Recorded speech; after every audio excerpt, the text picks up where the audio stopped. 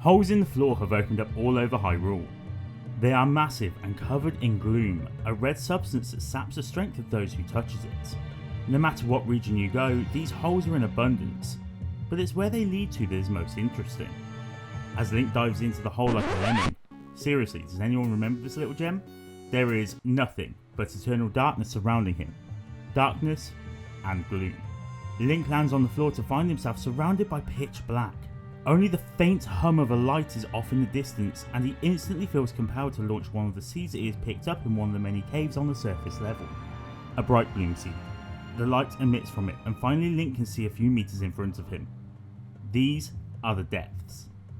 A land of darkness underneath the world of Hyrule that has opened due to Ganondorf's upheaval. A perfect one-to-one copy of the world above.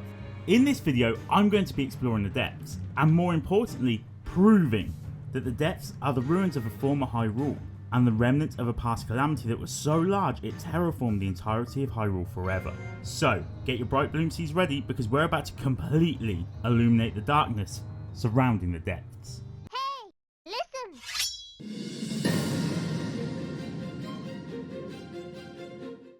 Okay, so before we start with working out what the depths are, it's important to note a few observations about the depths before continuing. Number 1. The world is a perfect recreation of the world above, but inverted. This means mountains above are now craters and rivers are now mountains. This is vitally important in working your way around the depths. 2. There are abandoned mines all over the place down here, and you can trade in your Zonite for crystallized Zonite, which will in turn allow you to upgrade your Zonite battery. These correlate exactly with the locations of major cities in the game.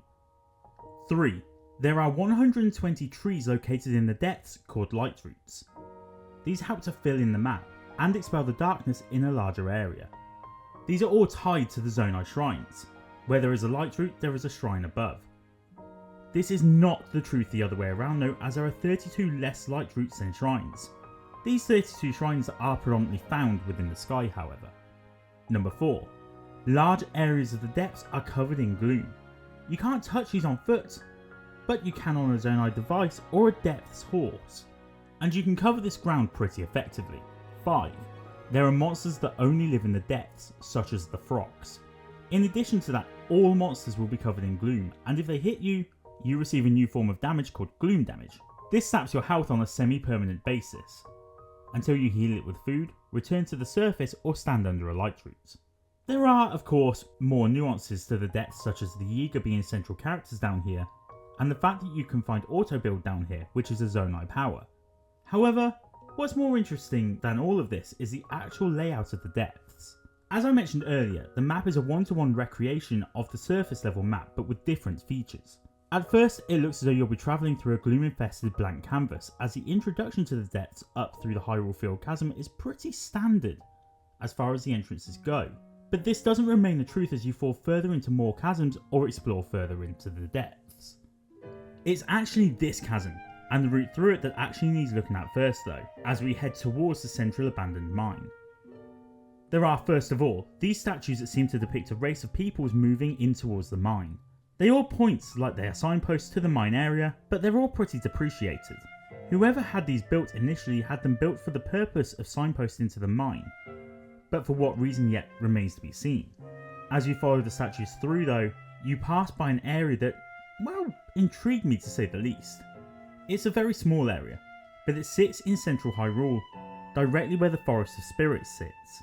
This location is the Grove of Time, and the first time I saw that name pop up, my mind immediately jumped to the older games such as Ocarina of Time, and more notably still, Twilight Princess. Unfortunately, this location is literally here to pass through, and houses nothing but Evermeans, a new enemy to the game which resembles an angry evergreen tree that gets up and attacks you with its vines. There's nothing of note here at all but the name, but this was the very first thing that made me ask the question: what exactly are the depths? As we come back into the depths from the Mount Lanayru Chasm, we drop pretty much straight into a pool of water, which is vastly unlike anything else in the depths. Water here is in pretty short supply, but most interestingly still, this pool of water is named as the Wellspring of Wisdom.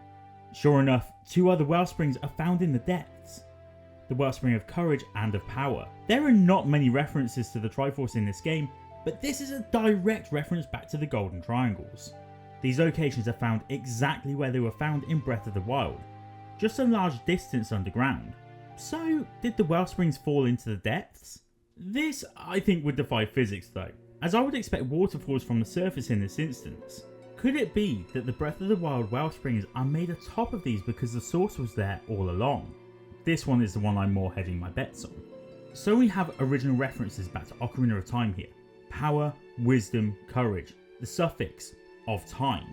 And we can also double that back to Twilight Princess. After all, the Temple of Time is located within the Sacred Grove. Obviously though, these are just Easter eggs. And you know, I'd be really happy with that explanation if there wasn't so many other things going on down here. Like these statues of fallen soldiers. People died down here. There are these statues also. 3 of them located near the Wellsprings and some of them in other pertinent areas of the depths. These are the bargainer statues, and they accept the souls of the dead, or this game's version of Poes, in order for you to be able to purchase some of the better armor pieces in the game. There are 7 of them in total, and one of these is located on the surface in Joshi and Robbie's tent. 3 are found in the previously mentioned Wellsprings, and the other 3 are found in the Great Abandoned Mine area, which seems to be linked to the original ruins of the Temple of Time, and near to where the Forgotten Temple lies. And most interestingly, these are all directly underneath the remaining goddess statues in the world above. One of the most interesting points to do with these sandy god statues though, is the fact that when you reach the Temple of Time, the bargainer statue literally talks to Link through the goddess statue. As the quest starts, 4 chasms on the Great Plateau are marked for your attention, as you need to go and find 4 eyes for the bargainer statues to activate.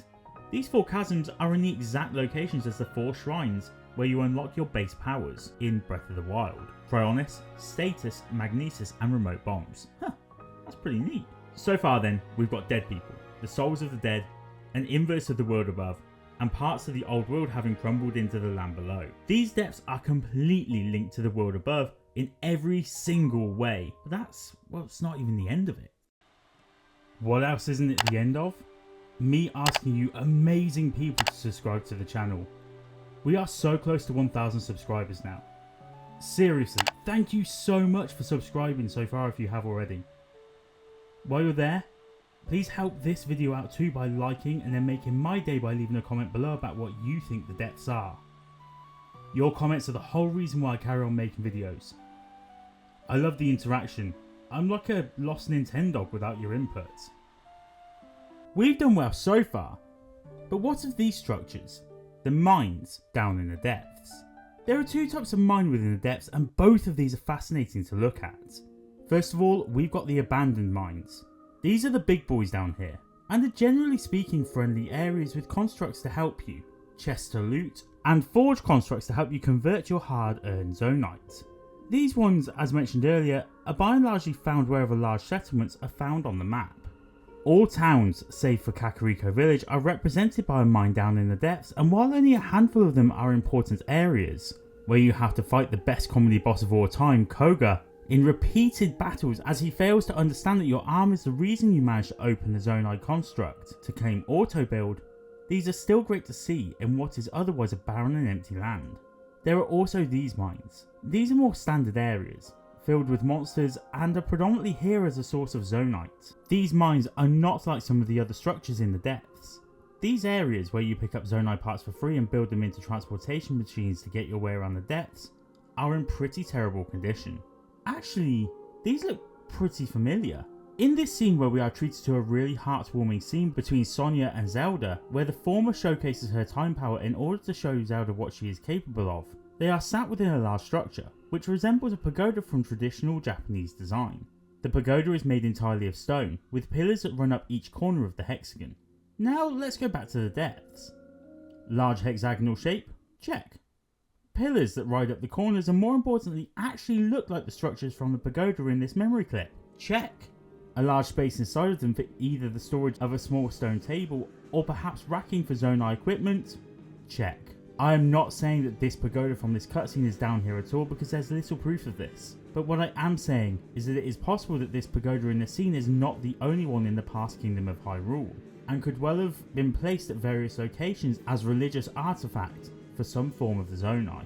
These though, in the depths, are broken down. There's no roof on them, The stone is broken and decayed. These look like these could have reasonably fallen from the land above. But this is literally the only reference down here to the idea that artifacts could have fallen from the land above, apart from one singular teensy weensy little detail. For the most part, these structures are found in the middle of the depths. By the middle, I don't mean the middle of the map, but rather in the middle of the spaces between the chasms. I'll admit now, physics really isn't my strong point. But if these things fell from the surface level through a chasm that's probably too small for it to fall through anyway, I'd expect with their weight for them to just kind of plop to the floor. I mean, I'd expect them to fall in a straight line, rather than sway off in the wind. So how they got to some of these locations is simply beyond me. Let's use this one by the construct factory as an example, and if you haven't reached this area, don't worry. There are no spoilers for what to expect down here, other than what we've seen already in the trailers. When we move away from the factory and towards the right leg depot, just before this bridge, we find one of these old broken pagoda shapes. This is, well, it's just too far away from the chasm entry, which is here, for it to have floated mysteriously over here. This is true of nearly all of the way stations, and bear in mind that what we have here is the base of these structures, which is fully intact on every single one of these areas. And then given the fact that the abandoned mines are whole, and could not possibly have fallen through the chasms due to their size, it leads us down only one path when it comes to the depths and why, and what they are or were. Everything in the depths, from the monsters to the buildings, were here to start with. They were underground to start with and then covered with a new sublayer of world. These items never fell into the depths, rather they were always here, and the calamity of some effect has caused it to be covered by a new crust on the planet, as it were. This area was once, during Hyrule's era,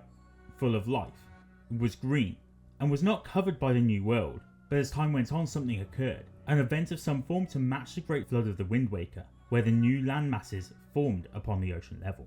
This could well explain the existence of the new amphibian creatures, the frogs, which are only found in the depths, and could also explain why locations like the Wellsprings appear down here also, in the locations that they should be on the main map but are now located under the ground. The other thing this helps to explain is these soldiers that carry weapons for you to adventure with. These guys are soldiers of this ilk and not people from the surface. This style of armour no longer exists in this time period. In fact, they almost look like the guards from the castle town in Ocarina of Time, but this would exist far too far in the future, where the world has changed way too much to be able to work with the law of Ocarina of Time in this instance. It's a happy coincidence, or maybe a design choice made by Nintendo as a reminder, an Easter egg of sorts. In actual fact, even Zonai guards don't look like this either, so perhaps these guys are from even further back. And then there's the statues that guide you to the next possible mine, and those, well, they were placed as location markers by the Zonai, but were designed to represent each race. Way too much of what is down in the depths is too easy to attribute to a former kingdom of Hyrule than not. We can almost see photographic evidence. This area, the depths, was a former world. A world that has now fallen into darkness by the changes in the land. But what caused these changes? We are going to have to find out next time. If you've enjoyed this video, please don't forget to leave a comment down below and get involved. Subscribe to the channel and leave a like. Thank you very much. Bye!